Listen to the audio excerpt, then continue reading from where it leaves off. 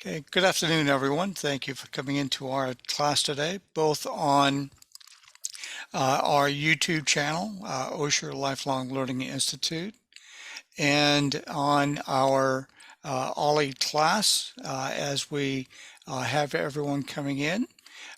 We'd like to let you know this is a webinar format so that we have a Q&A where your questions can be typed, and we ask that you use that for any questions that you may have for our members present.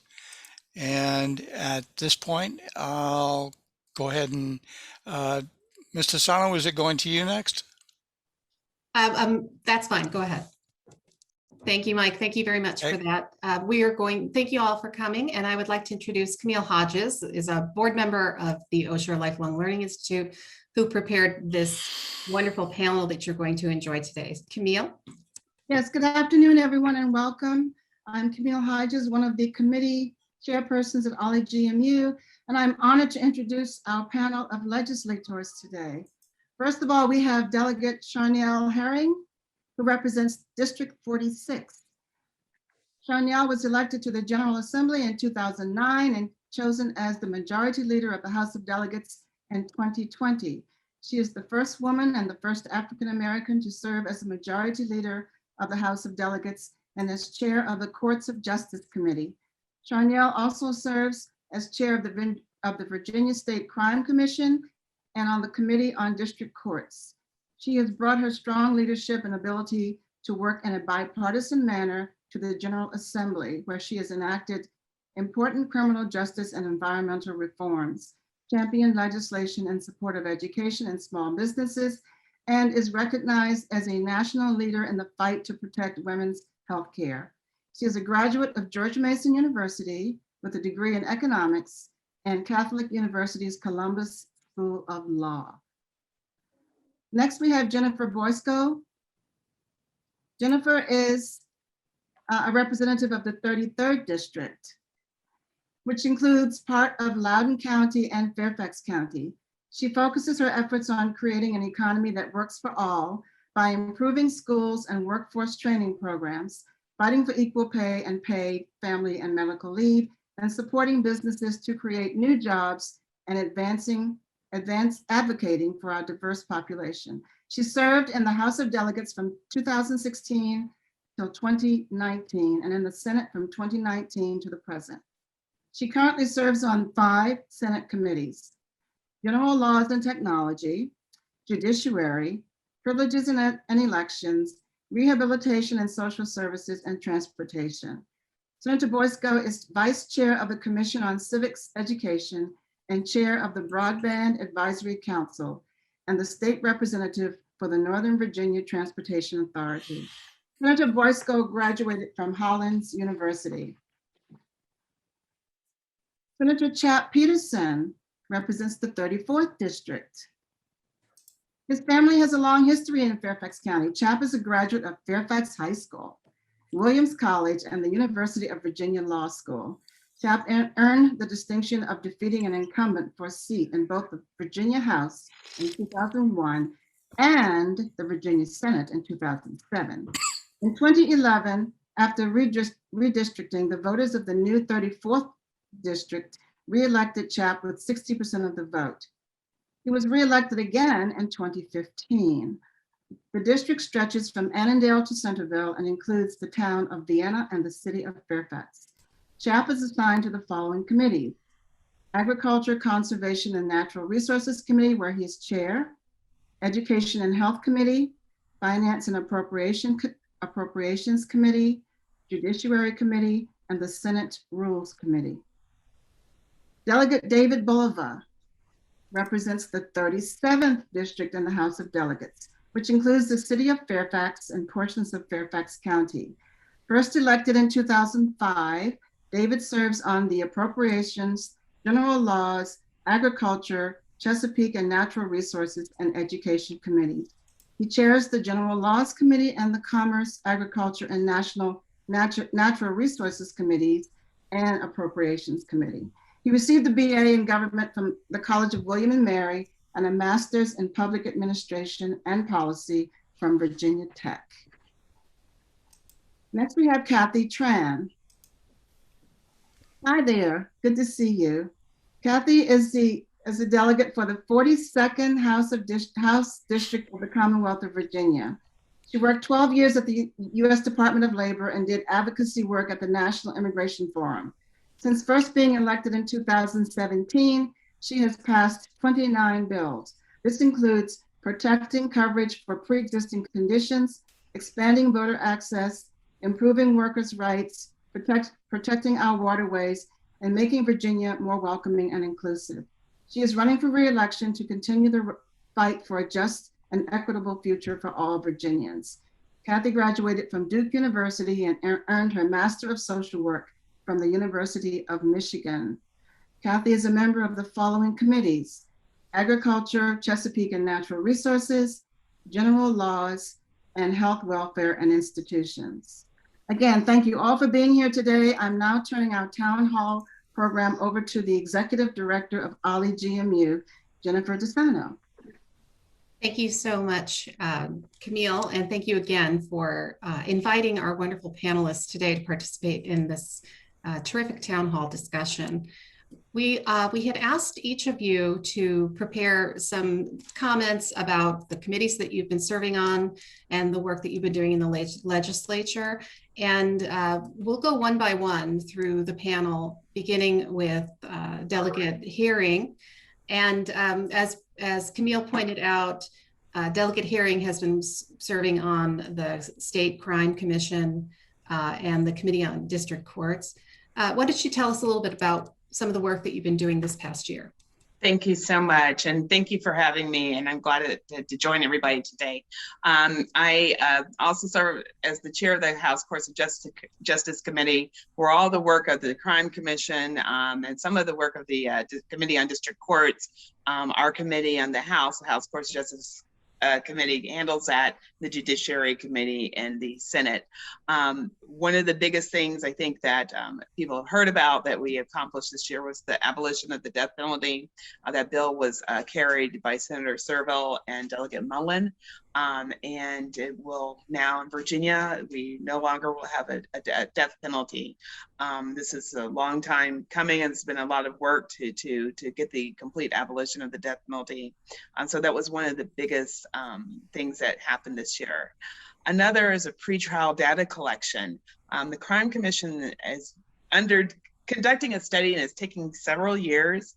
But one thing that we found regarding pretrial, and pretrial is dealing with things about release, whether someone is going to get bail, terms of release, requirements to be part of a pretrial program for counseling. What we passed this year is a bill to require that the commission collect and annually report pretrial data for all adults charged with a jailable offense and make that data available publicly. And it will be actually an interactive database where individuals from the public can look to see what is happening with pretrial programs across the Commonwealth. This will also help us sort of evaluate our systems and see what we can do to enhance safety and have better outcomes. This year, we also passed a law, it's called the Virginia Clean Slate Act. In Virginia, if you had a conviction that, basically, in short, you could not get it expunged. You could not get your record expunged. The only time would be like an exception that you got charged and you were not found guilty. There was an avenue, but those with guilt generally had no avenue whatsoever. So the Virginia Clean Slate Act moves Virginia finally with the majority of other states that have some sort of system, and it's really a heightened ceiling system. It's not a total swipe and clean of your records, but basically somebody will be able to have a clean record. And these are certain misdemeanor offenses, not felony offenses right now. It's just misdemeanor convictions. And then there's either automatic, and that will be applied to, and I'm going to talk about marijuana legalization, but there's automatic expungement that will apply to some of the marijuana convictions that have happened for simple possession, as well as a petition-based system. One of the things that we discovered at the Crime Commission in doing the study is that our court systems have been out of date. There are court systems in certain parts of the state that are still operating on MS-DOS. So what was exciting this year is that we were able to actually help, fund and update some of our court systems. The other thing I would like to mention is also sex trafficking. And this is something that the Crime Commission had studied as a way to provide relief for those who have convictions of sex trafficking, but they were actually a victim. And we found a way to do that. And we have now a proceeding called a vacator proceeding that victims will be able to utilize to get a clean record. One of the biggest things, and it went through actually General Laws Committee, but it's marijuana legalization. Some of it, that bill went through General Laws and Courts Committee. General Laws, I'm sure David Bulova will talk a little bit about this, set up basically the regulatory structure. It went through our Courts Committee because we talked about basically legalization, and basically the law in Virginia as of July 1 is that possession up to an ounce is legal. I always tell people that this is still a controlled substance, and do not carry anything marijuana related in your car. Do not drive intoxicated. Do not carry it in the car. If it's with you, put it in a locked container in the trunk of your car, because it is subject to open container laws, and we just want everyone to be safe. So that's my public service announcement. We also passed a bill dealing with mental capacity and intellectual disability. And for those who are charged with a crime, that an issue of someone, for example, if someone is suffering from an ailment or has an intellectual disability, that can be considered in the culpability phase of a trial. So those are some of the larger highlights, but it's an honor to be on that committee. I have been on that committee now 12 years. That was my first committee assignment, and it's just been incredible. And I think we've done a lot of good reforms. But again, the Crime Commission has been a good service. Because a lot of the bills that I discussed were vetted through the Crime Commission with professional staff, and we were able to look at models across the country to formulate something that would be good for Virginia. So thank you. Thank you so much for sharing that with us. And we'll now move on to Senator Jennifer Boysko. And Senator, you have been working on the general laws, technology, judiciary privileges, and elections and rehabilitation, social services, and transportation committees. Would love to hear some of the work that you've been doing this past year. Go ahead. Thank you so much, Jennifer. It's a pleasure to be with you all. Thank you for your interest in what's going on in Virginia. What we do in the General Assembly affects all of our lives greatly, and it's wonderful to see some interest here. You've already heard a little bit about the marijuana legislation. I serve on two of the committees, Judiciary and General Laws, that vetted that. So we spent many, many hours in the General Laws committee really setting up a structure for how we would have a commercial system for commercial sales. And in that, it was really important to me and everybody else that we do it in a fair and equitable way. One of the incentives for us moving in this direction is because we know that people of minority status, of color, have been disproportionately affected by the current laws. And so we're working towards trying to be more fair and equitable. And then we also went through and considered it in the Judiciary Committee as well. I was on the subcommittee in the General Laws piece where we talked about how we were going to set up the structure, which we're going to have an entirely new system that looks at it as opposed to going through the alcohol beverage control system. And I'm sure that David Bulova, who's the chair of General Laws in the House, will go into it much more deeply. But it was a lot of effort. It's not done yet. We have to vote on it again next year. And we are continuing to take input. One thing, and I think that Majority Leader Charnel Herring just mentioned, was this is not a free-for-all. This is legalizing it for someone to have an ounce on their person without having to, have a punitive outcome. But it doesn't mean that we are authorizing people to light up on the streets or in restaurants or in bars or anywhere else. So we just always need to make sure of that. The other thing that was really important to me and to others is that we use tax dollars to go towards our community services boards for substance abuse prevention, so that we are on top of it and not leaving them out. Other things in the Rehab and Social Services Committee that I really worked on were prison reform during the special session last year.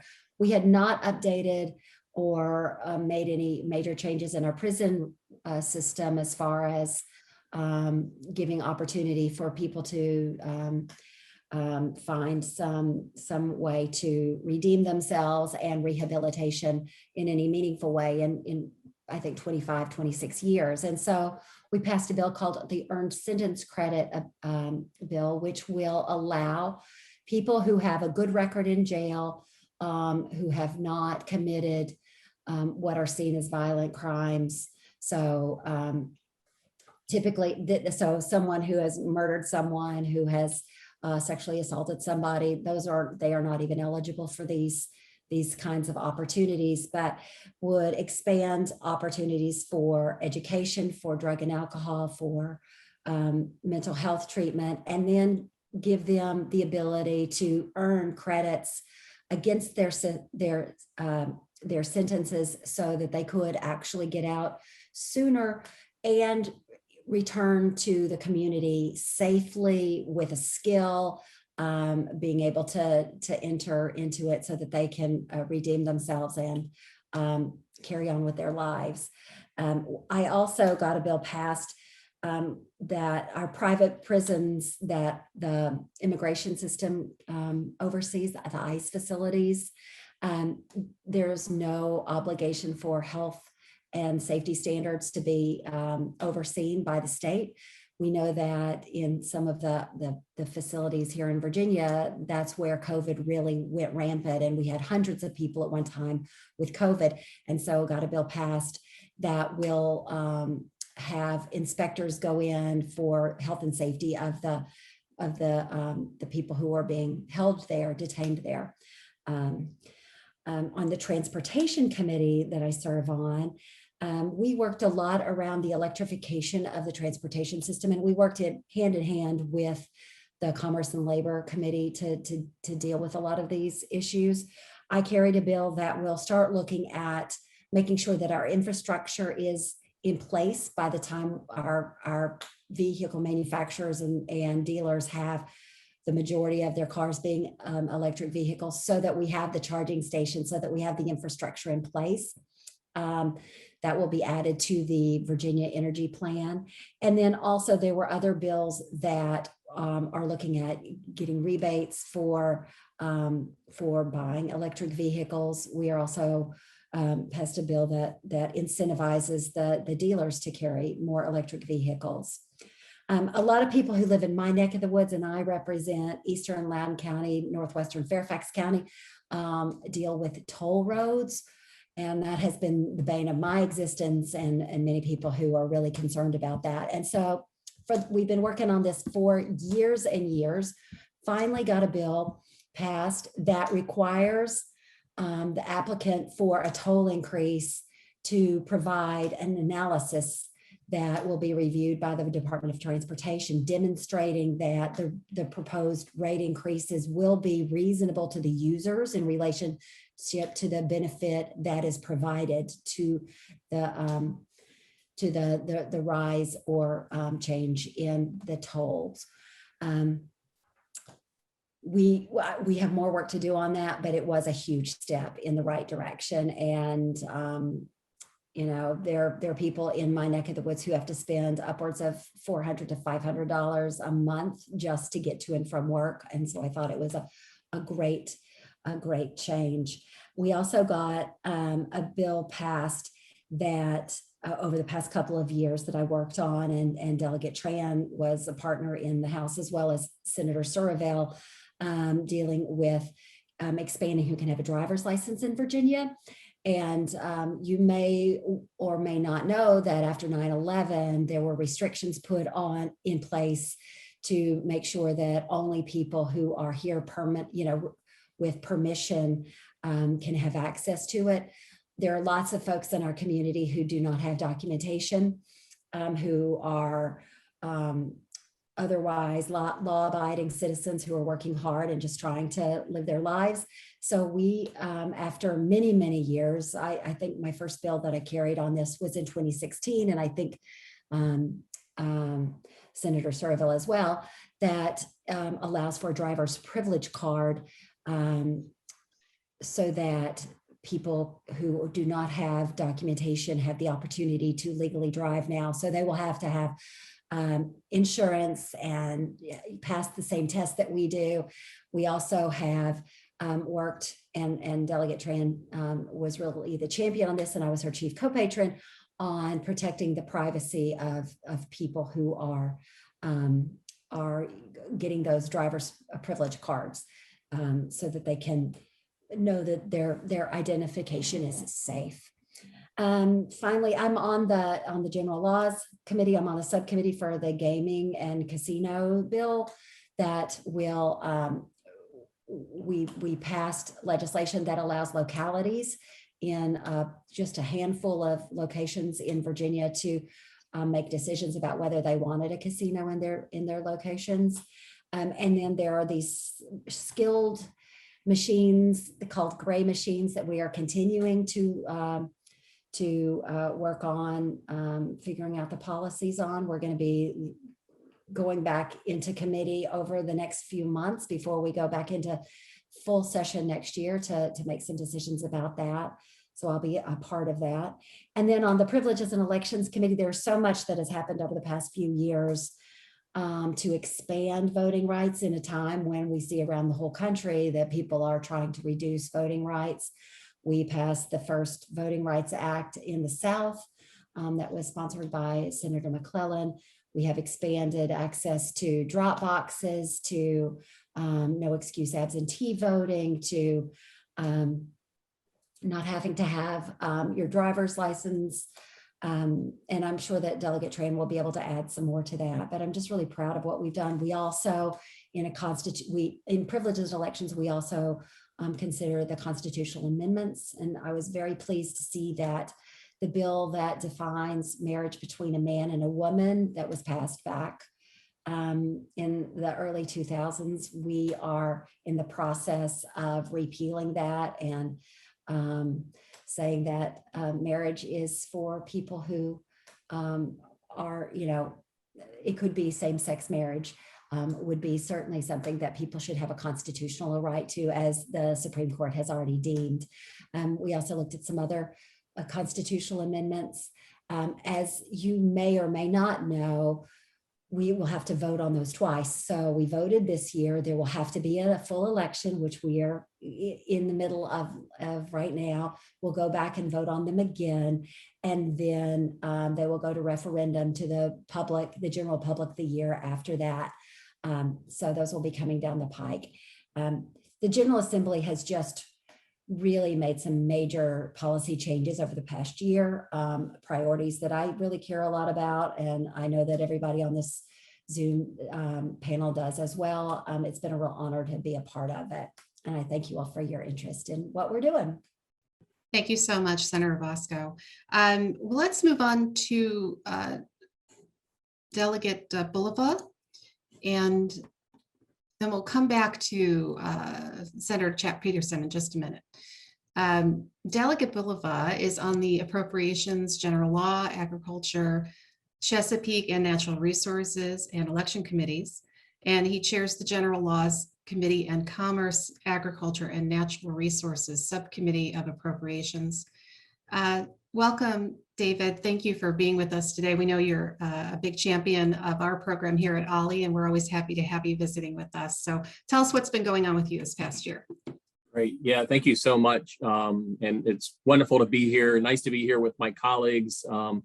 hopefully one of our last virtual get-togethers for a while. But I also just want to say thank you so much to the OLLI community for joining us for this town hall discussion.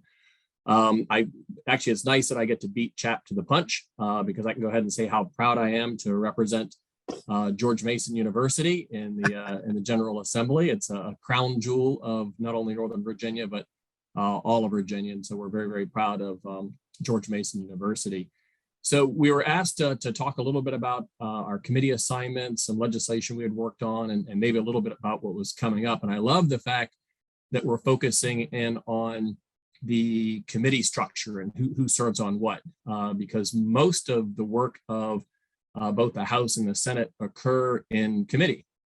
And oftentimes in advocacy, people make the mistake of focusing on all 140 of us when in fact, we divide up into committees, and that's where we develop our expertise, and that's where all the really big decisions are made. And so it's important to know who sits on what, because I rely very much on Charnel, when it comes to courts of justice issues, because I know she's going to do her homework, and all of my colleagues. So it's I think it's a great focus area. So I sit on 4 committees, as Jennifer went ahead and mentioned. I just wanted to start with general laws, since that is the one that I chair. It's also the one that I've sat on since 2006. And it is a real workhorse of a committee. It deals with just an incredible broad range of issues. And so you have some committees where it's really easy to tell what they do. So courts of justice, you're dealing with courts issues. You've got education, they deal with education issues, transportation, and so on. General laws is just really broad, and so it doesn't have any particular one name, but it is useful. And I had to write this down in terms of understanding what kind of things we cover, particularly if you have questions about some of these issues. And so we deal with alcohol, gaming, procurement, Freedom of Information Act, the regulation of professions and occupations. So anything from cosmetologist to a real estate agent, if you are regulated as an occupation or a profession, that comes under our area. The administration of government, anything dealing with housing, condo associations, homeowners associations, symbols of the Commonwealth. And so most people, for example, probably don't know that the state has a state amphibian. It is the red salamander, by the way, but that was a debate. We had a debate last year in terms of whether to make cornhole the official tailgate sport. So those things get put into the mix. Conflict of interest rules, consumer affairs, and then anything else that doesn't fit well within one of our sister committees often gets thrown into us. And so we even deal with cemeteries. And among one of the creepiest bills that we had to go ahead and deal with was one about whether a person could be buried with their cremated pet. And if I recall correctly, it was either this bill or another bill dealing with dead bodies. The patron actually waited to be able to get the number House Bill 666, just to go ahead and make it all that much more macabre. So anyways, we deal with a lot of really interesting stuff. It's also fun to note that we are among the oldest committees in the General Assembly. So we were actually established in 1677 as the Committee on Propositions and Grievances. And that got changed to general laws in 1901. So the House, at least this last session, met virtually, but that didn't keep us from addressing a lot of really, really important issues, as I think you've heard my colleagues focus on. But in general laws, there are a couple of really big issue areas that we really rolled up our sleeves this last session. So one of them was in the housing field. And so housing has gotten a lot more focus, particularly with housing affordability. We had a housing trust fund in Virginia that kind of languished with zero money for years and years. And we're actually starting to put some real money into that, both in terms of affordability, but also in terms of eviction prevention. It's the right thing to do, but it also saves a lot of money to keep somebody from being homeless and being able to keep them in housing. Because of the pandemic, we knew that we had to deal with a number of issues to keep people from getting evicted during the pandemic, while also respecting the fact that landlords rely on that income in order to be able to pay their own mortgages. And so one of the tools that we put in place as an emergency measure, but we also have extended it permanently, is to allow a renter who's behind on their rent to engage in a rental payment plan. And so it gives an opportunity to say, hey, if I had to pay all of my arrears up front right now, I wouldn't be able to do that. But let's go ahead and chop this up into 6 months of equal parts. And that allows you to get out of arrears and actually get back on track. And most of the realtor community, most of the common interest community folks and apartment owners, they like that because they don't want to have to throw people out, especially if they know they're eventually going to be able to make good on that rental payment. In Virginia, we have a Virginia Human Rights Act. In 2020, we greatly expanded that to make sure that our LGBTQ plus community had equal protections for employment and housing and public accommodation. So that was a huge breakthrough to make sure that these individuals had the same kind of rights and protections as other protected classes. I guess what was surprising to me is that Virginia never covered disability under this act. And so this last year, we decided to put disability within our Virginia Human Rights Act so that we don't have to solely rely on federal legislation. And then, as a number of my colleagues mentioned, marijuana was the big one. It was actually the trifecta. I don't know that I've ever seen this before. So it started with general laws. We dealt with it from kind of the how do we regulate this in the same way that we regulate alcohol, we're regulating cannabis. Then it went over to Charnel at Courts of Justice to really kind of work through the legal aspects and the penalties. And then it went off to appropriations because it was expected to generate revenue. And so where does that revenue ultimately going to go? Our interest was in making sure that system worked right. There are a couple of really important moving parts, and so one was, did we want to sell these through ABC stores and have this as part of our ABC board? And the decision was no, we wanted them to focus on what they do and that we wanted to have a separate authority, a cannabis control authority that could just focus on this brand new product. It was also decided that rather than selling them through state-run stores, that these would be sold in retail stores. They'd be heavily regulated, just like an ABC store, but we wanted people to have the opportunity to open businesses and be entrepreneurs. Making sure that advertising couldn't target kids was something we focused on and really tried to make sure that that was very, very tight. Local opt-in and opt-out, and I think that's probably something that we're still working on. If you remember when we first re-legalized alcohol in Virginia, you had wet counties and dry counties, kind of the same conversation with respect to cannabis. Do we want to allow a community to opt out of being able to have that sold in their localities? And then as Leader Herring very much knows, there was a big debate about vertical integration. And so the idea was, how do you make sure that small and medium businesses can thrive with and not have a couple of really big national companies come in and gobble up all the bandwidth? And so the question is should a permittee, for cannabis be able to only be a retailer or only a grower or only a manufacturer, or should they be able to vertically integrate? And if we do vertically integrate, how do we make sure that they don't get so big as to bump out all the other competition? So it was a big issue, and as was mentioned, there was a reenactment clause on a lot of that stuff, and so we're going to be dealing with that in the 2022 session.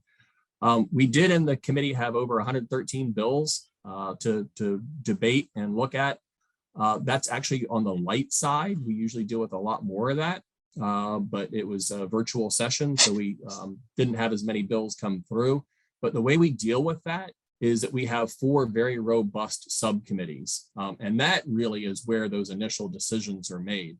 And again, I talked about advocacy, that people often make the mistake of looking at all 140 of us. If you really want to do effective advocacy, you figure out where a bill is going to go in terms of the subcommittee in the House.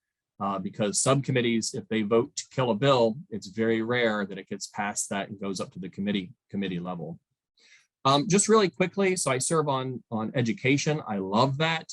That's kind of where our standards of quality and what is it that we teach our kids. You know, and how do we ensure that there's accountability? That kind of stuff is debated. I sit on the standards of quality subcommittee. And we've had a couple of big debates about our standards of learning testing. And so we want to make sure we have that accountability. And the only way to have that accountability is through testing, but there's different ways of being able to test. And you want to make sure that you don't have kids that are just memorizing the information and then forgetting about it. You want them to be able to learn it so they can apply it to real life. Right now, our standards of learning tests are kind of a one big high pressure test at the end of the year. And one of the things that we did this year was actually chop that up into 3 parts. So you have one at the beginning, one in the middle, one at the end. And that way it's not so high pressure, but you also give a teacher the tools to be able to see, hey, where is my student? And then to be able to do something with that information before the end of the year. Natural resources is my 3rd committee. Great committee because that's my professional wheelhouse. I deal with Chesapeake Bay restoration and stormwater. But it really deals with a whole range of issues from very urban things all the way to companion animals to agricultural issues.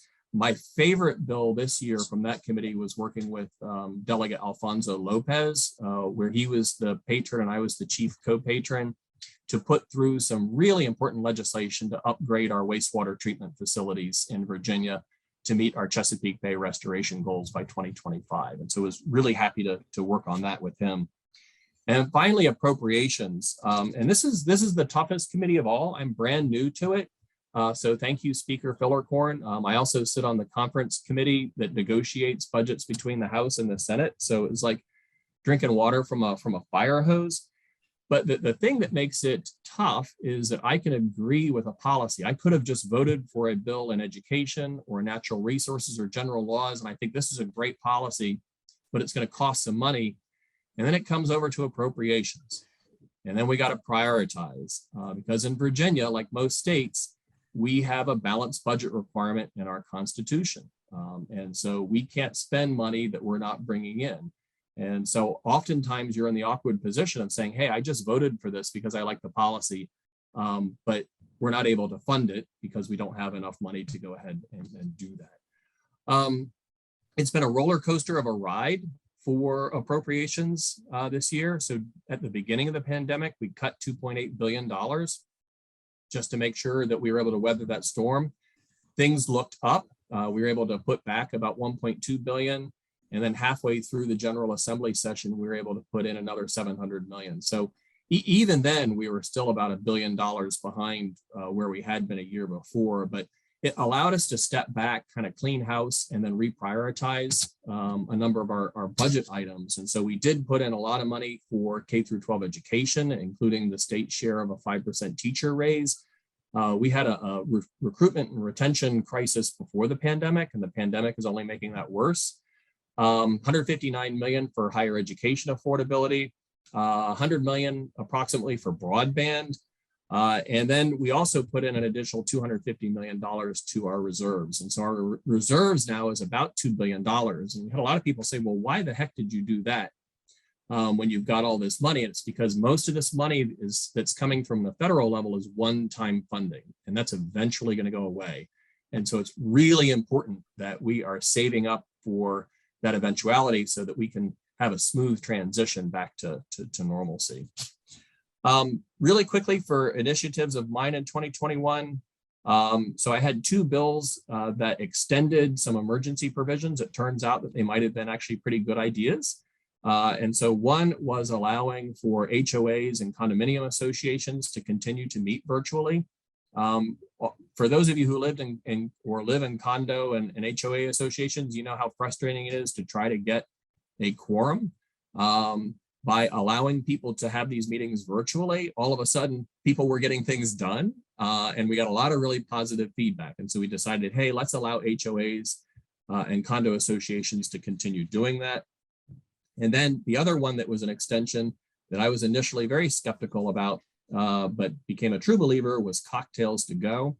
And so this was a real lifesaver for our local restaurants. I didn't realize how much they rely on their cocktails, specialty cocktails, in order to be able to survive. But being able to do that and have takeout of their cocktails was great. And they asked if we could continue that. So we've continued it for another year while we study whether it can be done safely.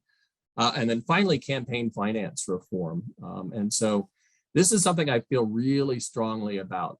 Virginia is the Wild West when it comes to campaign finance, meaning that there's no limits whatsoever. Jennifer Tisano could go ahead and stroke me out a check for $1 million right now. And all she would have to do is report that, and it would go up on a website somewhere. And people have struck out $500,000 checks and more. That really sets up an unlevel playing field. And the problem is that each year people put in reforms and we're not able to agree on it. And so finally I put in a study commission so that we could step back and hopefully come up with an approach, a consensus approach, where we can put in money for next year. So just to wrap up, setting sights kind of moving forward, is we do have a special session coming up on August 2nd. And the purpose of that is twofold. Number one, I believe, Charnel, it's to select judges. And so that's one of the things that we do in Virginia. I think it's unique to Virginia and South Carolina that the legislature has the sole responsibility for appointing our judges. But it's also to allocate $4.3 billion in funding from the federal government. And so if we didn't act, the governor basically gets to decide. And as a legislative body, we wanted to make sure we were appropriating that. And so we'll probably not spend all of it. We don't have to spend it until 2024, but we'll want to make sure we're getting our priorities in place. One of the big priorities is to replenish the unemployment insurance fund. And so the insurance fund is paid by businesses. And they pay a premium to do that. And of course, we've spent a lot of money in unemployment. And so it's drained that fund. And so if we don't put money into it now, that means all of our small businesses are going to be paying a lot more for their uninsured premiums. Money for economic development. One of the things we do know is that as we come out of this pandemic, things are going to change. And we want to make sure that we are taking advantage of some of these shifts and actually coming out of it stronger. So certainly economic development are going to be those. So with that, so glad to be here. Looking forward to questions and hearing from the rest of my colleagues. Thank you so much, David. Delegate Bulova, thank you so much for your presentation. And that check is in the mail. Let me say, the next wonderful person that's going to be speaking is Senator Chap Petersen of the 34th District, and he has been serving on the Agriculture, Conservation and Natural Resources Committee as the chair. He's on the Education and Health Committee, Finance and Appropriations Committee, the Judiciary Committee, and the Senate Rules Committee. So welcome, Chap Petersen. Thank you very much, Jennifer. And I gotta say, you've probably seen that the backdrop has been changing as I've been on the Zoom call, sort of a modern 21st century train wreck. My phone ran out of juice, and then I hopped in my truck and I had the motor running, and then it started raining so hard that I couldn't hear. So I ran back into my office, and I now have it on the office monitor. So anyways, it's great to be here. I appreciate y'all inviting me. I do sit on Education and Health, Finance, Natural Resources, which I chair, and then Judiciary. I know my colleagues have covered a lot of the ground, so I'm not going to go back over all that. I do want to sort of focus on what to me was the number one issue. And I'll preface by saying that for me, being a state senator, it's a great honor, don't get me wrong, but it's an avocation. It's not my job. My real job is my wife and I own a law firm, and I have about 14 employees. And then my second job is I'm a father and I have 4 children. And so that really takes up about 90% of my stress in my life.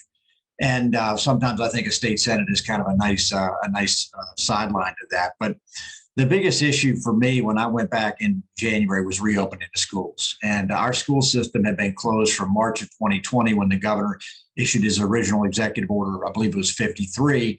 And I had at least one child that had sort of pseudo graduated in the spring of 2020 because there was no graduation. And then I had 2 that were in the system.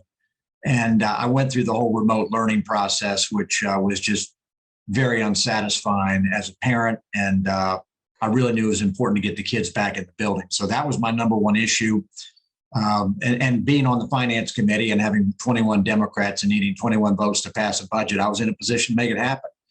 And so myself and a few colleagues on both sides of the aisle brought that issue to the fore. We had legislation requiring 5-day-a-week in-person schooling. We didn't have the votes to make it take effect immediately. We did have other votes to make it take effect July 1, and it did. But I also believe that our momentum in getting that bill passed on the Senate floor led the governor to announce that all schools had to be back in session for in-person on March 15. And that, while it took a lot longer than it should have, at least got the kids back in the system. And that was really my biggest, I don't know if I'll call it a success, but that was my biggest issue. And it was one of those issues that honestly, it just cut across all kinds of lines. It's funny, the other day I was on a phone call with an attorney who was female. And did you hear that thunder? That was pretty loud. Okay, I'm okay. Anyway, we were going back and forth. And then there was a pause in the conversation. She said, by the way, I just want to thank you for fighting to reopen schools. So it's just nice to hear that. Again, we got that done. It took a while, but we did get it. That was the number one issue. Ironically, because I try and think going forward and not going backwards. My next issue is going to be reopening Department of Motor Vehicles. We still don't have the DMV open for other than appointment services. I've had a number of phone calls with our human resources management folks and trying to get DMV open, because that is the number one agency that interfaces with the public. I think that's critical, and we're going to get that done in August. You heard it here first. The other issue was, like I said, in terms of my real life, which is both owning a small business and representing small business owners, was trying to help small businesses. Obviously, they got crushed by the pandemic, both by the disease itself and the after effects, people not wanting to go out. And then, of course, the executive orders closing down whole sectors of the economy. And I've litigated and lost the issue of whether or not that would relieve them from paying commercial rent. It did not. And so they were left with a lot of costs. Some they were able to make those payments with the federal assistance, but in some cases they were not.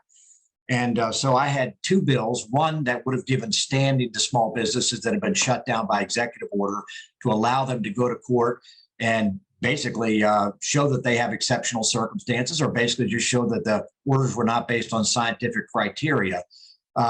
That bill passed the Senate 35-3 and then went down in the House. I'll probably bring it back next year. The other bill had to do with tax relief. As you know, not almost every, but a lot of small businesses got the PPP loans. Those were non-taxable under the IRS rules, but they were initially taxable under our state law. And we made that non-taxable. Plus, you still were allowed to take the deductions on your state tax return up to $100,000 per business, which meant that, let's say you paid payroll, you paid your lease, you stayed open nominally while you were being shut down, that you were still allowed to both keep the money that you got from the federal government and at the same time deduct the expenses, which in a lot of cases, that helps people stay open. That $20,000, $25,000, $30,000 they don't have to pay in state taxes would help them stay open. And as a state, we had the money to do that. So that was important. I know David talked about campaign finance reform. I've brought two bills pretty much every year since 2016.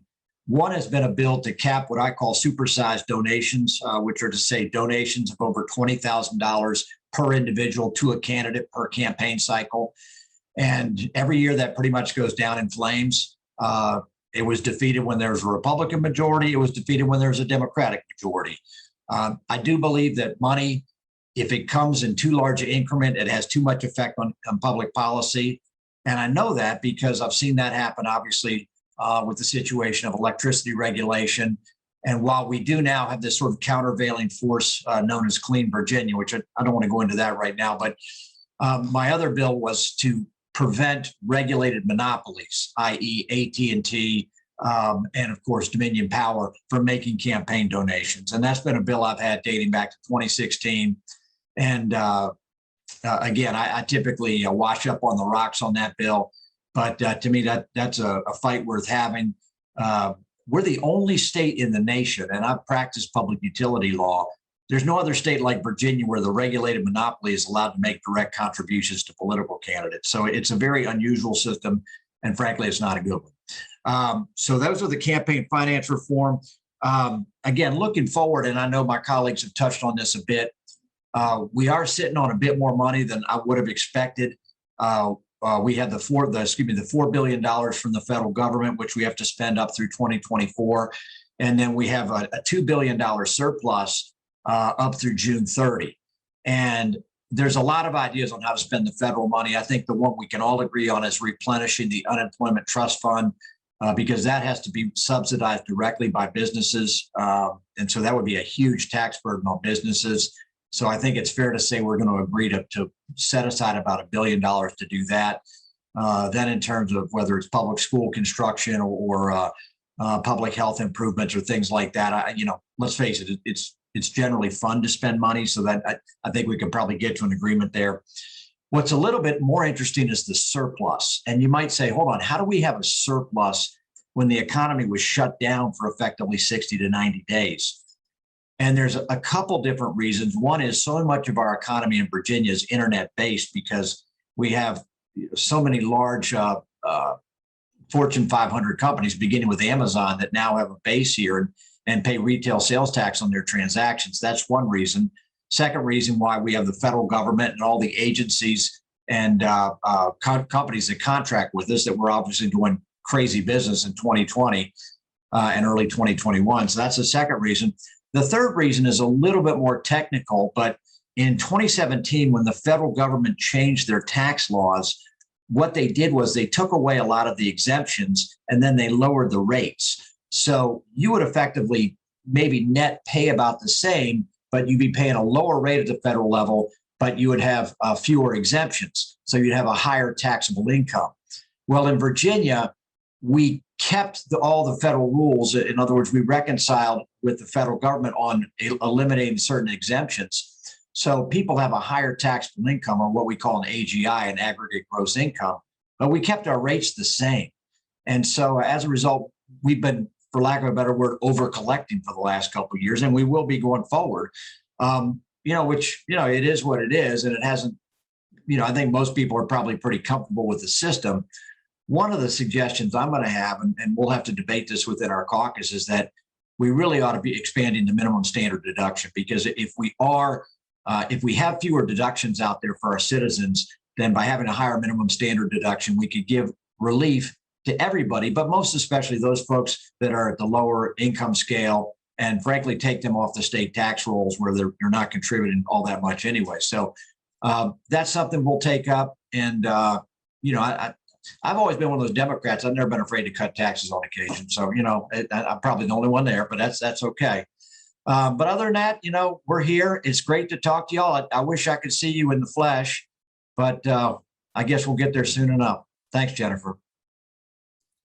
Thank you so much, Chap. And we're going to go on to our final panelist today, which is Delegate Kathy Tran of District 42. And she is going to be talking about her work on the Agriculture, Chesapeake and Natural Resources Committee, General Laws, Health, Welfare, and Institutions.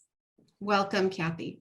Great. Thank you so much for having me. And part of the best part sometimes about going last is that your colleagues have covered all the main major bills that have passed in the last 2 years. So, but I'm really glad to bring up the rear. That sounds funny. I'm the caboose today. But I just want to highlight a couple of our work in the expanding healthcare space, because I think I might be the only person who is on, at least on the House side for sure, but also maybe from both chambers. So I do want to highlight in 2018, we were, just given this pandemic, healthcare has been such an important issue that so many of our constituents and neighbors are facing, and making sure that people have coverage during this time is incredibly important. So in 2018, we had expanded Medicaid, and I think it was such a prescient thing to do at that point. We had estimated that 400,000 Virginians would be eligible for Medicaid. And it turns out to date, we have more than 558,000 people who've enrolled. And just even yesterday, helped to get a constituent of mine here in Southeast Southern Fairfax County access to Medicaid. And life-saving services to treat a number of different illnesses that he and his family have been dealing with since the pandemic that are not COVID related. So I'm incredibly proud of that vote and the fact that we've been able to make sure that some of our most vulnerable people, and then in this pandemic, so many people who unexpectedly found themselves without access to healthcare, be able to have coverage. We've also done two things that are still in the works, but we passed the bills for them and have laid the groundwork to help lower the costs of premiums for individuals who obtain healthcare through the public exchange. So the first is to create our state-based public exchange. And then the second is to develop a state reinsurance program. Together, both of these are with the goal to help lower premiums for those individuals who purchase off the exchange, including small businesses that oftentimes that's where they're also purchasing coverage for their employees. We've passed a bill on prescription drug transparency. We spent a lot of last summer having numerous work group meetings about what can we do around prescription drug prices. And I am definitely one of those families who've gone to the pharmacy and I'm like, are you kidding me? It costs $400 for a tube of generic medication that under my old insurance plan literally cost $10, and having to weigh whether or not, first the craziness of that statement, and then having to weigh whether or not we could afford the same medication for a zillion times more.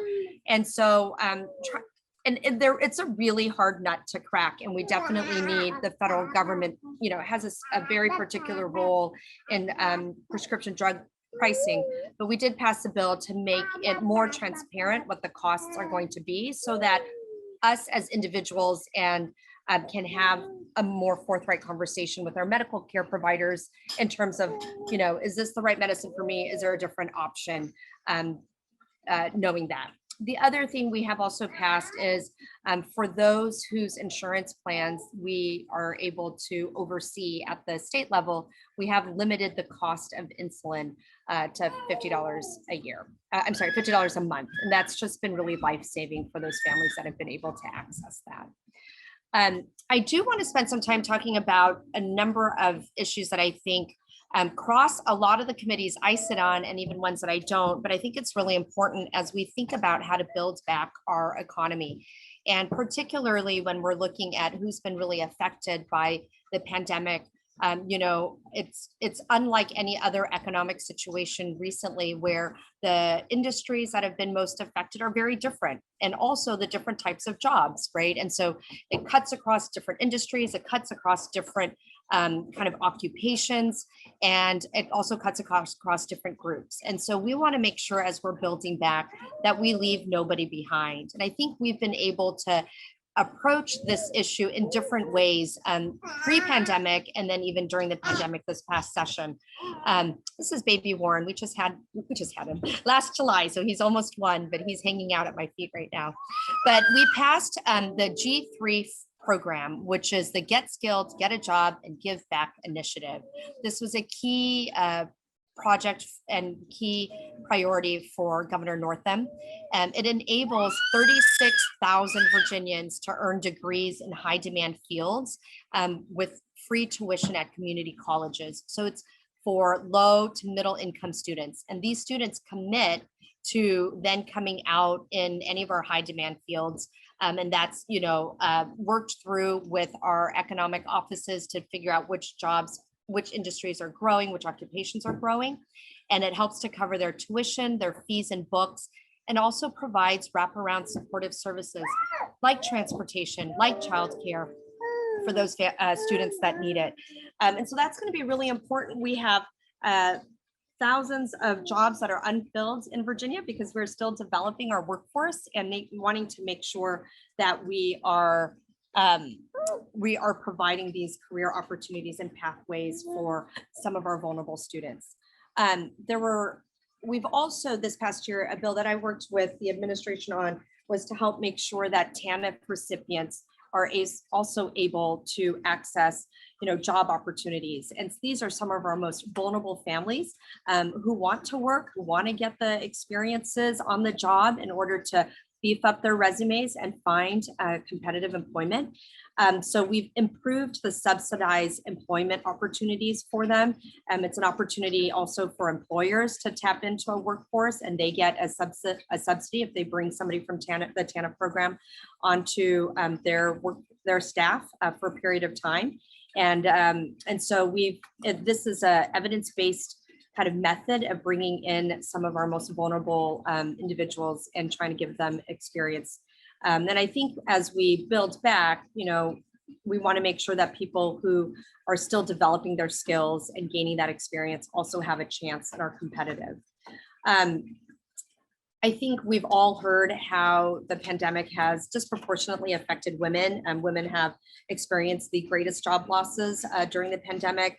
And a large part of that is because our childcare infrastructure is not up to snuff, quite frankly. And so we passed a bill carried by Senator McClellan to help make sure that for certain childcare providers that their background checks are portable if they meet certain requirements. And so we know this is sometimes an industry where there's a lot of movement and churn. And so it gives people a shorter timeline for them to identify a potential worker and fill that space if they're not having to go through over and over again this background check. And it's only if you meet certain requirements to make sure that that we're maintaining the safety of all the kids who are engaged in that program. At the same time, we are also studying how to develop childcare subsidy programs and studying what that'll look like for Virginia if we were able to do that, so that we could really fully kind of strengthen our childcare infrastructure here and make sure that we have both that we're able to meet the demand. I have 5 kids, and it is extremely hard to find childcare slots. Oh, and then the other thing I wanted to point out too is that we get some federal funding for our low-income families to access childcare, and we've been able to increase the subsidy for that program and also extend the timeline. So I believe the governor just extended it yesterday and I think it's like through the end of the year. So it's an opportunity for some of our families who aren't able to afford childcare but need it in order to go back to work, are able to access that support they need. And I just wanted to make sure that the bill that Leader Herring spoke about earlier about our ceiling bill, which is, helps to make sure that people who've paid their dues and that their records are kind of closed, how important that is for the return to work portion of that piece. And so if you meet those requirements and your records are sealed, it really helps to facilitate your reentry into the workforce. And for those individuals, that's going to be really key to be able to start their lives up again as returning citizens. We have 2 things that are around helping people with disabilities enter the workforce. Delegate Bulova spoke about our bill to end discrimination for people with disabilities. That includes discrimination in the workplace. And you'll be surprised, I was on the subcommittee hearing and we had members who asked, hey, if somebody even requests an accommodation because they have a disability, does that mean they're qualified? And absolutely, requesting an accommodation, needing an accommodation for disability has nothing to do with your qualifications and ability to do the work.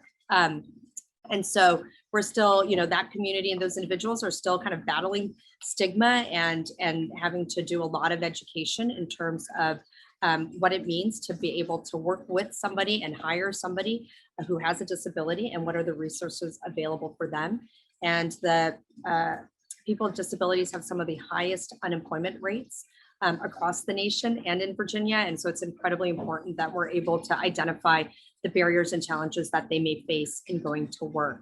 The other piece to that was a bill that Delegate Guzman helped pass this year, which created a special hiring authority for the state government to bring on people with disabilities non-competitively. So if you're in the federal workforce, that's similar to Schedule A hiring. So we were able to create such a program here in Virginia. And I think that's a really exciting opportunity for people with disabilities. And then I just wanted to highlight one more bill around this space. I had introduced a bill that passed that ends discrimination in housing, employment, and public accommodations for military service members, their spouses, dependents, and veterans. And that relates to this issue around employment, particularly for military spouses, whom we know face numerous challenges as they try to, move forward in their career paths as they are relocating to support their spouse who's serving. And so we want to make sure that they're able to get a job, and you can't turn them away just because they're military affiliated. And that's an issue that our military spouses and military families continue to face. So I think that's, we're one of the few states in the country that has ended this kind of like this holistic set of discrimination, this holistic set of anti-discrimination protections for our military service members and community. And so really proud of that work, but also think it's going to be instrumental. So together, all of these kind of touch upon different populations and community members, but I hope gives you a sense of how we're looking at and understanding what are the things we're going to need to have in place now, and also thinking about what we need to have in place moving forward as we recover and leave no worker behind. I spent 12 years at the U.S. Department of Labor working in public work, the national workforce system and policies and programs. And so really, really grateful to be able to carry that experience with me. And I now have been appointed by the speaker to sit on the Virginia State Workforce Board, which oversees the federal funding that we have and the federal programs that are here in Virginia to help make sure that our employers have the qualified workforce they need to be able to compete, and that our workers are able to get the training and the resources they need to be able to get a good job. And so I'm really excited about that, and excited to talk about some of these cross-cutting issues and bills that we were able to pass in the last year or so. Thank you so much, Delegate Tran. And let me say thank you also as a military spouse myself. I'm happy to hear that there's some attention being paid to those labor concerns. So thank you all for joining us today. If you want to make all the panelists viewable at the same time, we are now going to go into the portion of our program where we are accepting questions from the audience. We are going to do these on the Q&A. So if you have a question for any of our panelists, please put it in the Q&A, type it in there, and Mike will read that off and we'll go one by one. Go ahead, Mike. Okay, thank you. Excuse me. Shmuel Metz asks, please comment on recompense for wrongful conviction, property damage in the course of a search, and for property damaged while held as evidence. And any of our panelists who feel comfortable picking that up, just chime right in. I will say that Virginia's had a recompense law, at least since 2004, on wrongful convictions. So that is part of our law. So it's there. I think maybe even last session or session before, I mean, we did provide compensation for someone who was wrongfully convicted. So that does exist on our books. And we still have, of course, we have civil forfeiture in Virginia. I don't know the details of what the question, if there's a specific case in mind regarding damage of property, so I can't answer that without more information. Oh, Chap, go ahead. I'm on. There you Okay. go. Yeah, I've had a couple cases as a private attorney. If your property is damaged by a federal agency, sometimes you can have a recovery.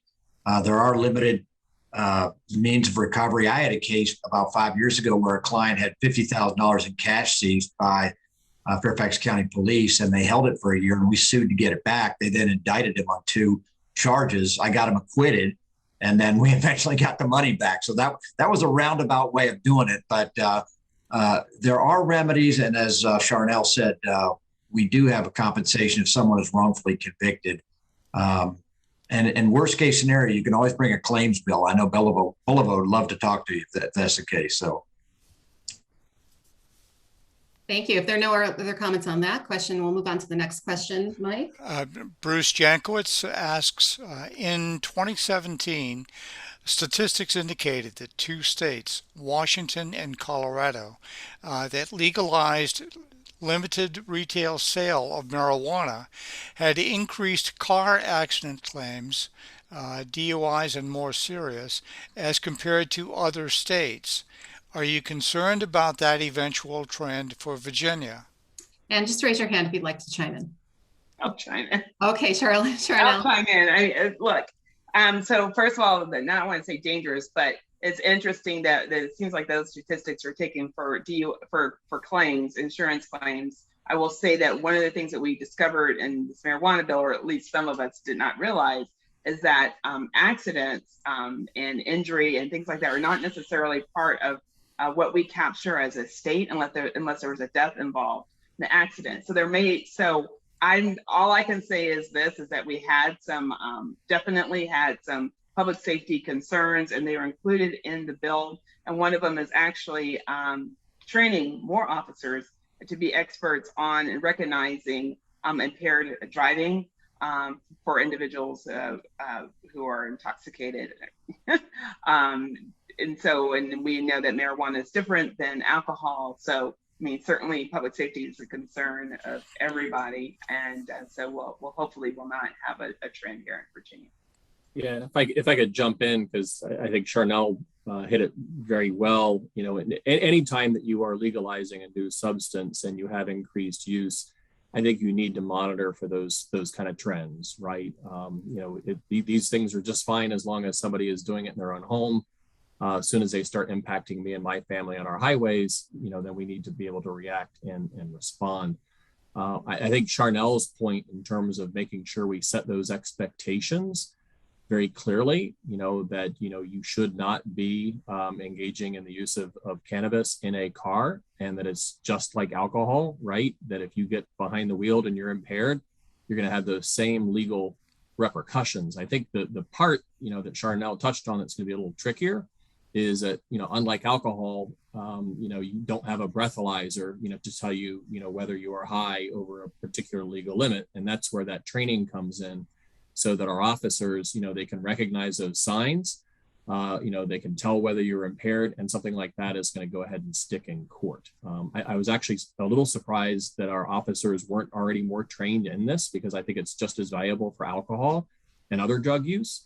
But we did focus and make sure that we were putting money in to ensure that our officers were trained in the recognition of impaired driving.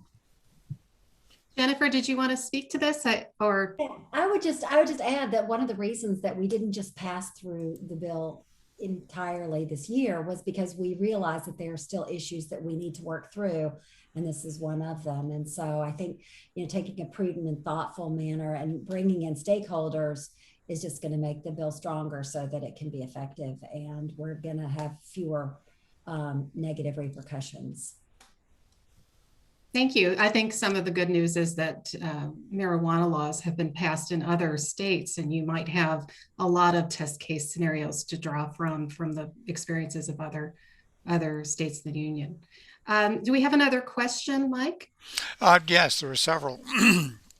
Excuse me. Dennis Van Langdon asks, because 2020 census data for redistricting is delayed, the plan for Virginia is to use the existing district lines for the November 2021 legislative elections. What are the potential implications and complications with using old district lines other than court challenges? I see some smiles on your faces. Chap, do you want to speak to that? Yeah, well, and I'm not on the ballot, so it's easy for me to talk, but I think you're going to see probably somebody, and I think Paul Goldman already filed a suit saying there's an equal protection violation that people are running in basically outdated districts. I don't think that case, I don't think it's going to go too far. I think the Fourth Circuit will probably dispatch it, if only because everybody agrees that the delay in getting the data had nothing to do with either political party trying to jerk anybody around. It was just, it is what it is.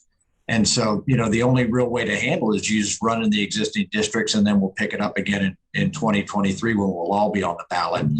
And, we'll see who wins the majority, but regardless, I think that's probably the most logical outcome. I would just Okay. add, there are conversations where people are saying that there could be 3 years in a row, so that we have the elections this year. There is speculation that there could be another election next year, and then again in 2023. Right. That happened in the 80s, but the difference was that's when we went from multi-member to single member. And so it's a little bit different. And so I think if people use that as an analogy, it's going to break down because again, we're going from single member to single member. It's just there's a 12-month delay. Yeah. And we are obligated to have the elections this year. We don't have the ability to extend the House of Delegates terms. We have to have the election this year. So Yeah, we can and just meet without the House. I think that Jennifer and Chap's point is our Constitution doesn't anticipate that this could happen. So it's not like we have a mechanism to fall back on. Constitution says you're going to do redistricting and it's going to be this year. And so, it really does come to Chap's point, that a court will have to figure out whether there's, enough harm being done, in terms of proportionate representation, that would warrant us doing this 3 years in a row, or, whether we can just go ahead and run in our 2020-23 districts. But I think you're right. Paul Goldman, I think I read, has already gone ahead and filed, and we were just waiting for it. Somebody's got to test it out. And so we'll find out. Very good. And we'll hope our courts bring a reasonable solution. The next question, Mike. Suzanne Moffett writes, what are your plans to deal with homelessness in Fairfax and Loudoun counties? Jennifer? I will just say, we have put more money in the Housing Trust Fund in the past couple of years than it has ever seen. We are continuing to work on affordability with our local governments to make sure that they are aware of grants and opportunities from the federal and the state. And continue to work on our human services to invest. I expect that we will probably be able to invest more in that for the pandemic, the ARPA money that's coming in. But yeah, it is a huge problem, and the cost of living is extraordinarily high. People need to have a livable wage and to be able to support their families. And, it's a problem that I think all of us care a lot about. I'm eager to see if any of my colleagues have other things to add to that. Yeah, I think there's two big parts to this issue. One is the housing affordability issue that Jennifer just went ahead and mentioned, that it is extraordinarily expensive to live here, and we do have a lack of affordable housing. And so that is something the General Assembly has been working very closely on, in terms of how do we protect and preserve what we have, and then encourage new affordable housing. The other one are, I guess the other issue, is, to what degree is the homelessness a matter of substance abuse or mental health? And so, that's not going to be solved with affordability. That is making sure that you've got the wraparound services in order to be able to get those individuals back up on your feet, so that they aren't out there suffering in the elements. But both of those things are big issues, in Virginia. And I know for Fairfax County, we have our Diversion First program, which is if, you're coming in and you've been arrested, but there's an underlying mental health or particularly substance abuse issue, jail isn't where you want to go. You want to be forwarded to some kind of program that can go ahead and help you go ahead and navigate through those issues.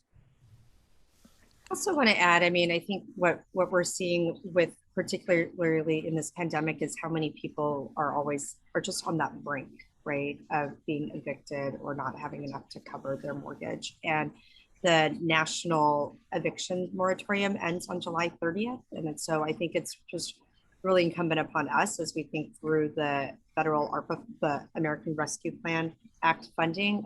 You can use it to help stave off evictions by providing support for families. And I know there's still funding available. So if you know people in Fairfax or in Loudoun who are on the brink, that they are reaching out to access support now, there are resources available to them. But I think it's something we have to keep top of mind because the moratorium is ending, and all these folks who've been really vulnerable and haven't been able to get back on their feet yet through this pandemic are going to be even in a more vulnerable position.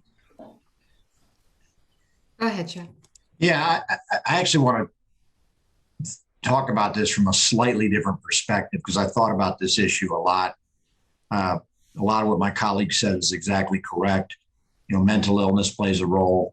Obviously, affordable housing plays a role.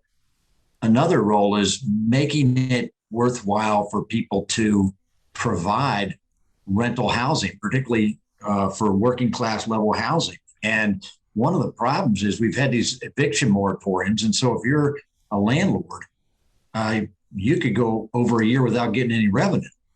And what's going to happen is when they get that property back, they're either going to condo or just sell it. And I think one of the real questions is going to be, are we going to see the rental housing market shrink in Virginia as it did in DC? I'm licensed to practice in DC, and the rental housing market has shrunk there for years, mainly because it's so hard to evict people. And so people don't want to rent. They'll just sell, or they'll rent to basically above market clients. And you know, I recognize we've had a lot of landlord tenant bills, and by and large, I mean, they're driven by anecdotes, which are true and very heartrending. But if you make it too difficult to rent to folks that are making, say, less than $40,000 a year, then that housing starts coming off the market, and it gets getting turned into condos. And I've seen that happen in DC, and that's actually something to keep our eye on in Virginia. I'd just like to add one other thing that is just on the other side of it is livable wage. And so one, we know that the governor's G3 program has empowered people to go to college and study areas that we know that we need help in, like nursing, like IT, and other highly needed professions that are going to give a livable wage. Secondly, we have the Virginia Employment Commission has many programs around the state where people can go in, they can get retraining for a variety of certificates and other programs where they can come out. Perhaps some of the time they're doing an apprenticeship where they are making money while they're learning in livable wage jobs that could really make a huge difference for them to be able to afford to live here in Loudoun and Fairfax County. So I think it's a kind of a two-piece. One is, do you have a livable wage? What do you need to do to be able to earn that? Secondly, what are we doing to make housing and wraparound services affordable and accessible to everyone? So it's not just I think we've all heard this is a pretty complex issue, and I feel like here in Virginia, we are really trying to look at it with a broad view. And it's definitely a multifaceted problem. I recently read about there's another sensitive group that might be impacted by this also, and that's seniors. AARP just came out with a study that people 50 and over are being considered discriminated against in their ability to get a job, to be employable. So if that side is, if you're on the edge, if you're an older adult, the likelihood of you having the ability to keep your mortgage payment or even be able to afford a home are, these people are being put in peril. And there's more and more older adults in the world, in Fairfax County, across the country. That number of people is going to grow. So there's more opportunity for the sensitivity of that group being impacted by homelessness in the future. And one thing to keep in mind, Jennifer, is a lot of older folks rely on rental income. Mm-hmm. So it's good to know you're thinking about all of those various nuances to this very difficult problem. I know there are states across the country really struggling with how to handle this. So it's not an easy thing. If you come up with the best solution, perhaps we can be a gold standard for the rest of the country. Do we have another question, Mike? Yes, we do. Glenn Warden writes, any regulations, I'm assuming proposed, about robocalls and internet cybersecurity? I know for robocalls, we had passed legislation. It was multiple years ago. I haven't revisited it recently to see how tight it is. The issue isn't so much the laws on the books, it's the enforcement, because most of those robocalls are coming in from not the United States, offshore. And so trying to hunt these folks down and do effective enforcement is really, really tough. So anyways, they drive me absolutely bonkers as well. I think that's the only things we ever get on our landline anymore are robocalls and calls from my in-laws. So that's so the laws are in the books. It's just really tough to enforce them. Just picking up on that, though, we are seeing a lot more fraud happening, especially targeting, and I'm going to focus again on seniors, given our audience today. Are there any special legislative initiatives that are going to address the fraud, the exploitation of older adults that is occurring every single minute of the day in our country, especially those, I mean, even on your, not necessarily on your landline, but also your cell phone? Right. We have statutes on elder abuse, and that's basically if someone defrauds somebody, and I can't remember if the age is over 65 or what have you, that is a exacerbating factor, both in terms of what civil penalties or what civil remedies are available, and also in terms of criminal sentencing. I believe we passed those laws probably 5 or 6 years ago, maybe even before that. So again, as David said, the laws are on the books. It's a question of enforcement. Yeah. So if you're ever facing a situation that you feel like somebody is robocalls that are fraudulent, you can report them to the Consumer Protection kind of division of the Attorney General's office. And I'll find that phone number and website, and I'll put it into the chat for everybody. The other thing I just wanted to get back, Jennifer, on the piece around age discrimination in employment. Age is a covered category in the Virginia Human Rights Act. So it covers people 40 and above. So if you are being discriminated because in employment because of your age, you should also be seeking assistance through the Attorney General's office. You have that option as well. And that should not be happening in Virginia. Very good. Mike, next question. A question from Dennis Halpin. What is the status on the state's order to remove the statue of Robert E. Lee in Richmond on Monument Drive and the ongoing lawsuit from Confederate descendants seeking to leave the statue in place? Well, there was an argument in front of the Virginia Supreme Court about 2 weeks ago. So once they ruled on it. We're talking about a controversial issue about impassioned people on many sides of this notion of how we regard monuments in history and how we speak to this. This is a big issue prior to the pandemic, as people were out protesting. Do you want to speak to? I mean, obviously, this group is passing legislation to address how to handle that. Yeah, I think the lawsuit really kind of comes down to nuts and bolts of contract law, right? And so, one of the things that our Constitution does is it protects, contracts. And if you sign an agreement, you're generally going to have to abide by that.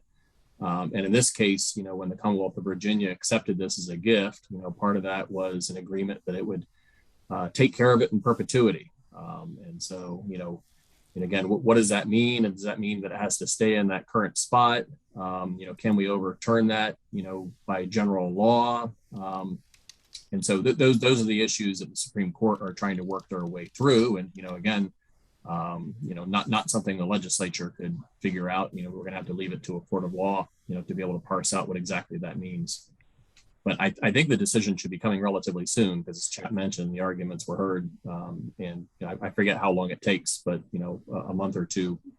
It takes about 30 days. Yeah. I'm sorry, I've got a hard stop at 3:30. Yes, I know. I apologize. This hearing also needs to leave at 3:30. So we'll take one more question. Or unless it's 3:30 now. So if you need to step out, please feel free. I was apologizing that I had to leave.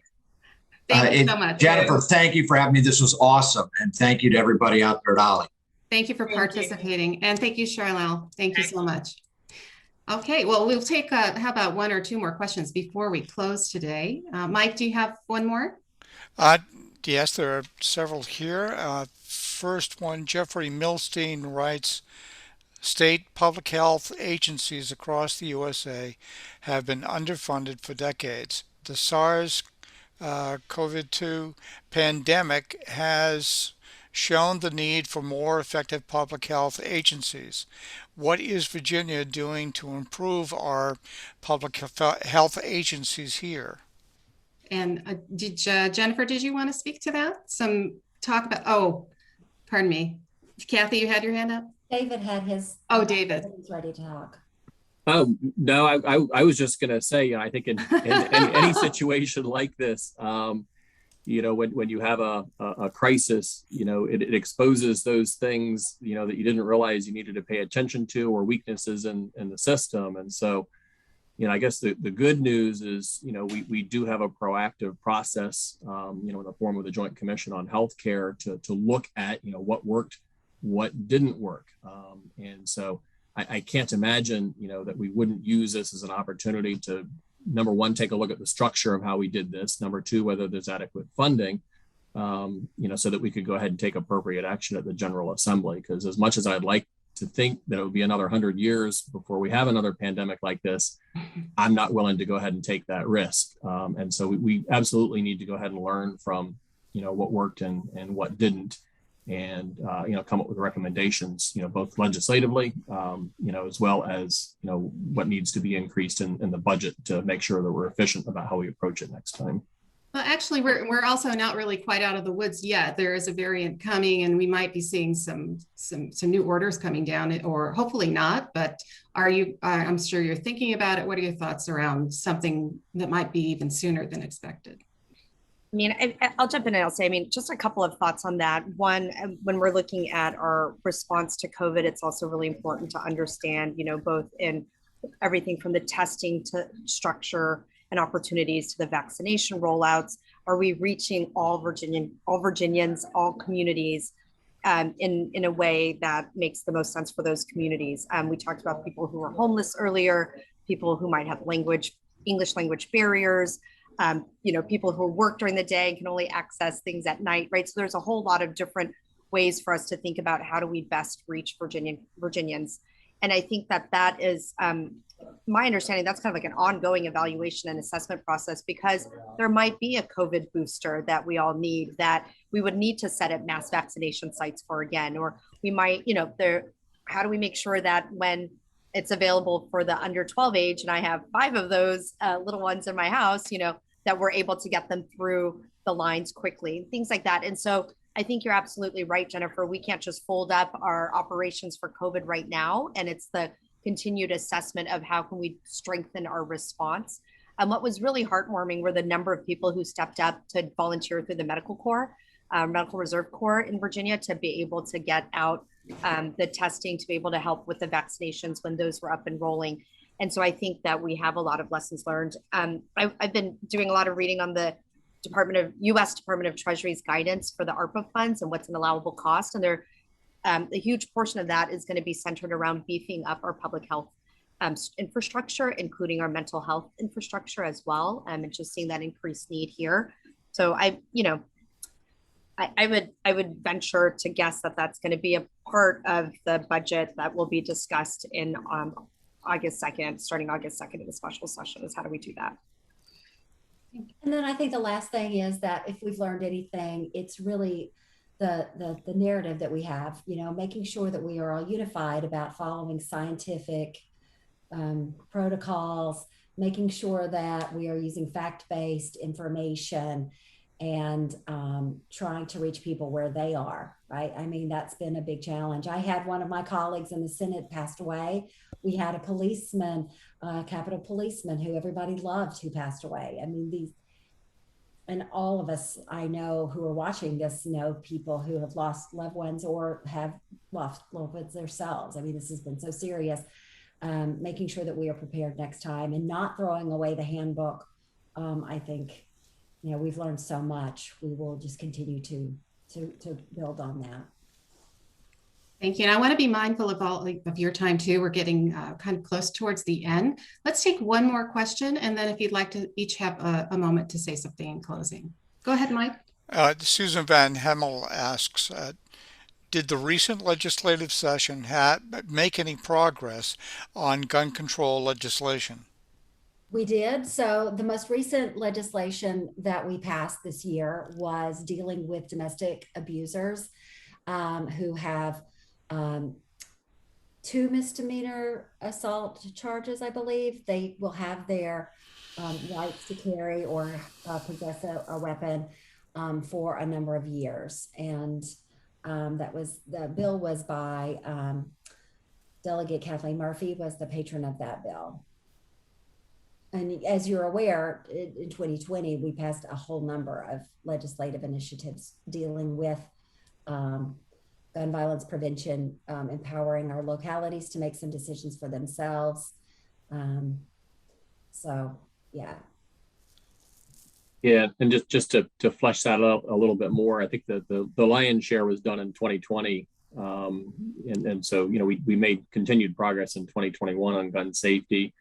But in 2020, it was the 1 handgun a month, reinstating that law. That was actually something Virginia put in place. I think it was in the 80s or 90s, and it was to keep gun trafficking. So people would purchase guns en masse here and then traffic them up to northeastern cities, and that got repealed. And then we were able to go ahead and put that back into place.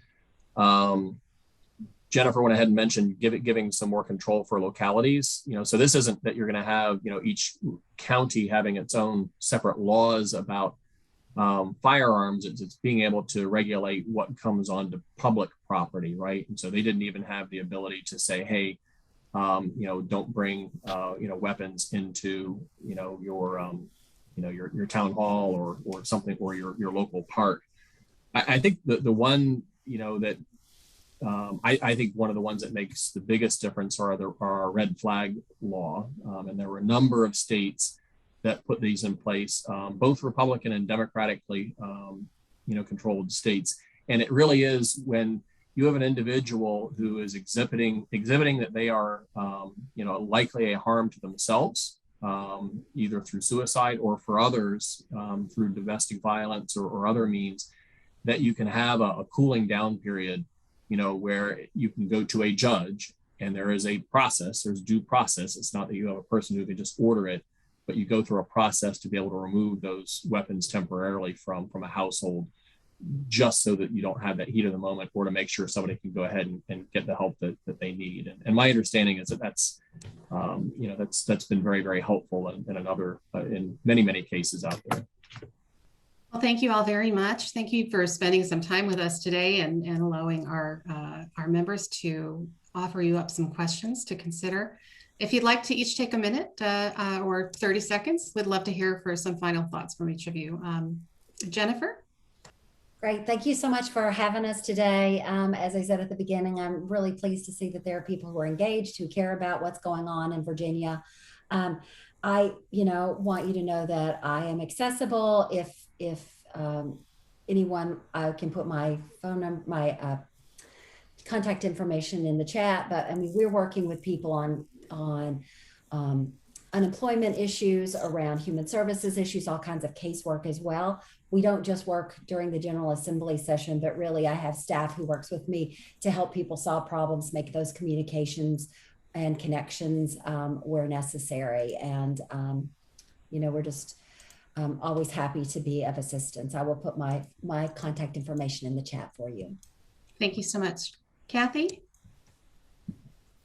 Well, I really appreciate the opportunity to join you today and to talk about some of my work in the legislative session this past year, and to hear from my colleagues. It's a pleasure to learn from them and to be a partner and a mentee to learn from their experience. But like Senator Boysko said, if you live in the 42nd district, or you don't know if you do or not, and you need assistance, please feel free to reach out.